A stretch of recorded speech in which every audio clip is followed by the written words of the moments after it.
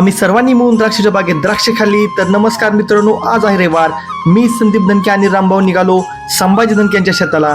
संभाजी दणके यांच्या शेतामध्ये द्राक्षाची बाग आहे. आपण द्राक्षाची बाग बघितली तर प्रत्येक झाडाला भरपूर असे द्राक्ष लागलेले आहेत. द्राक्षाच्या बागात आल्यावर प्रत्येक जण द्राक्षावर तुटून पडला. प्रत्येक जण आपल्यासाठी शेलका माल या ठिकाणी काढत होता.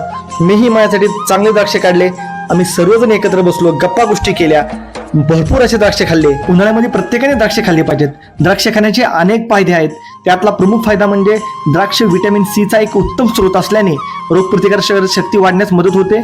जर आपली रोगप्रतिकारक शक्ती मजबूत असेल तर आपले शरीर अचानक येणाऱ्या अल्पकालीन आजाराशी लढण्यास आणि रोखण्यास अधिक सक्षम असते. या ठिकाणी लेट पण थेट पैलवान बबलू दणके यांचे आगमन झालं. नंतर आम्ही पुन्हा द्राक्षे खाल्ले. उन्हाळा असल्याने बाहेर कडाक्याचं ऊन पडलं होतं, परंतु द्राक्षाच्या बागेत एसी कंडिशनरचा फील येत होता. आम्ही सर्वांनी तिथे आराम केला. नंतर निघालो घराकडे. संदीप दणके याने डोक्याला गुंडळलेला पंचा काढला, खाली हातरला, त्याच्यामध्ये द्राक्षे घेतले आणि शंभाला सांगितलं पिशवी आणली नाही म्हणून एवढेच घेतले, पुढच्या वेळेस भरपूर घेणार. आणि मग द्राक्षे घेऊन आम्ही निघालो सर्व घराकडे. पुन्हा मी आलो आमच्या शेताकडे रामभाऊला सोबत घेऊन. या ठिकाणी आपण लावलेली पपई अतिशय चांगल्या पद्धतीने आली होती.